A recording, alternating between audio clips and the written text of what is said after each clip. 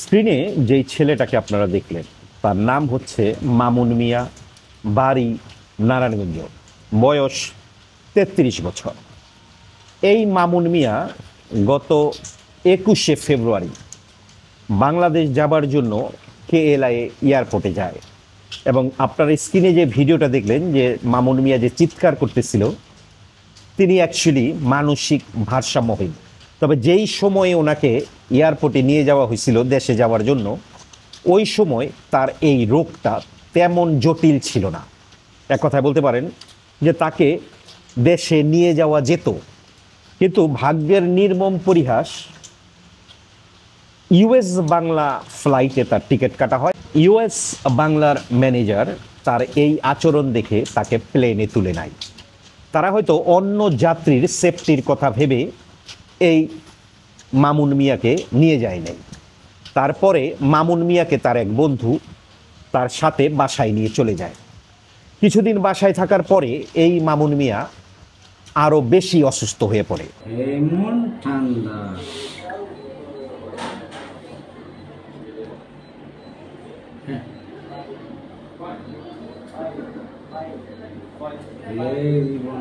মামুন মিয়ার এক দূর সম্পর্কের আত্মীয় বাংলাদেশ হাইকমিশনে যোগাযোগ করে মামুন মিয়াকে দেশে পাঠানোর জন্য।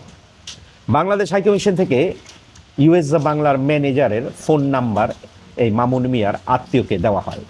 যথারীতি মার্চ মাসে এই মামুন মিয়াকে পুনরায় দেশে নিয়ে যাওয়ার জন্য আবার মালয়েশিয়ার KLIA এয়ারপোর্টে চলে যায়। US বাংলার ফ্লাইট তাকে নিতে অসম্মতি জানায়।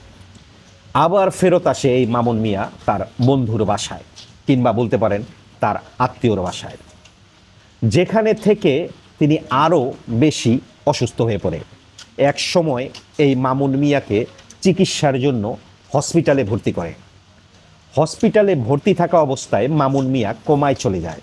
আর এই মামুন মিয়া এক সময় পৃথিবীর মায়া ত্যাগ করে চলে যায় পরপারে।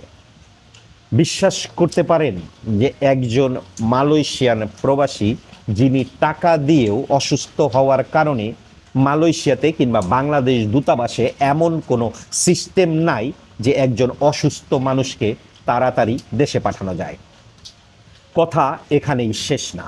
এই মামুন মিয়ার মৃত্যুর পরে এই মামুন মিয়ার লাশ দেশে পাঠানোর জন্য তার পরিবার থেকে এবং তার বন্ধু বিভিন্নভাবে মালয়েশিয়ায় তার দূতাবাসে কিংবা তার বসের কাছে যোগাযোগ করলেও আজকে পর্যন্ত, যখন এই ভিডিও আমরা ধারণ করতেছি 21শে মার্চ, আজকে পর্যন্ত এই মামুন মিয়ার দেশে যাওয়ার সম্ভব হয় নাই।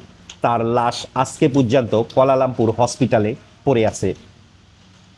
ভাবতে অবাক লাগে, মালয়েশিয়াতে লক্ষ লক্ষ বাংলাদেশি প্রবাসী আছে যারা লক্ষ লক্ষ রেমিটেন্স দেশে পাঠায়, কিন্তু একজন মানুষ মারা যাওয়ার পরে তার লাশ পাঠানোর মতো কোনো যোগ্য মানুষ কিংবা দূতাবাসের কোনো সহযোগিতা আমরা সাধারণত পাই না। জি, দূতাবাসের কিছু নিয়ম কানুন আছে। যদি আপনার ভিসা থাকে সেই ক্ষেত্রে আপনার অবশ্যই ইন্স্যুরেন্স আছে। আপনার মালিক যতক্ষণ না সে ইন্স্যুরেন্স কিংবা পার কেসও ক্লেম করবে কিংবা তার সঠিক নিয়ম ফলো করবে, ততক্ষণ দূতাবাস থেকেও আপনাকে কোনো ছাড়পত্র দেওয়া হবে না এই লাশ দেশে পাঠানোর জন্য। নিয়ম এটা আমাদের সুবিধার জন্যই করা হয়েছে। কথা হচ্ছে মামুন মিয়ার বস কেন পার কেসও কিংবা ইন্স্যুরেন্স ক্লেম করতে পারছে না? কারণটা হতে পারে এমন, এই মামুন মিয়া ভিসা এক জায়গায়, কাজ করতো অন্য জায়গায়। যেমনটা আমি বরাবরই বলি, মালয়েশিয়ার নিয়ম অনুযায়ী আপনার ভিসা যেই জায়গায় আপনার কাজ করতে হবে সেই জায়গায়, কিন্তু এই মামুন মিয়া ভিসা ছিল এক জায়গায়, কাজ করতো অন্য জায়গায়। মামুন মিয়ার বসের সাথে তার বন্ধু কয়েকবার যোগাযোগ করার পরেও মামুন মিয়ার লাশ পাঠানোর জন্য তার বস এখনো পর্যন্ত কোনো উদ্যোগ নেয় নাই। এখন পর্যন্ত কোনো উদ্যোগ নেয় নাই। অন্যথায় মামুন মিয়ার বন্ধু, যার কাছে এই মামুন থাকতো, সেই ব্যক্তি নিজের পকেটের টাকা খরচ করে এক ইন্ডিয়ান এজেন্টকে টাকা দেয় মামুন মিয়াকে দেশে পাঠানোর জন্য। টাকা দেওয়ার পরেও আজকে পর্যন্ত সেই লাশ মর্গেই পড়ে আছে।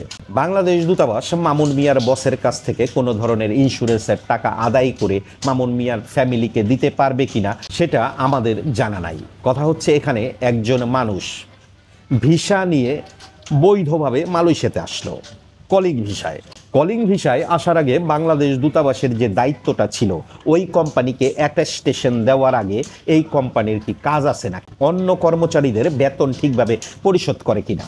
বাংলাদেশ দূতাবাসের গাফালতির কারণে এমন শত শত হাজার হাজার মামুন মিয়া এখন মালয়েশিয়ার রাস্তাঘাটে ঘুরে। এমন মামুন মিয়া আপনার আশপাশেও আছে শত শত মামুন মিয়া অবৈধ হয়ে জেলখানায় আছে, শত শত মামুন মিয়া নিজের পকেটের টাকা খরচ করে দেশে যাওয়ার অপেক্ষায় আছে, শত শত মামুন মিয়া লুকিয়ে জঙ্গলে।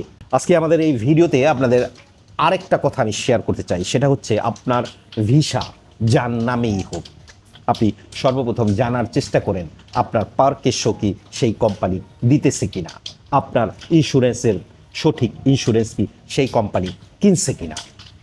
ভালো থাকবেন, সুস্থ থাকবেন, দেখা হবে নতুন কোনো ভিডিওতে নতুন কোনো টপিকে।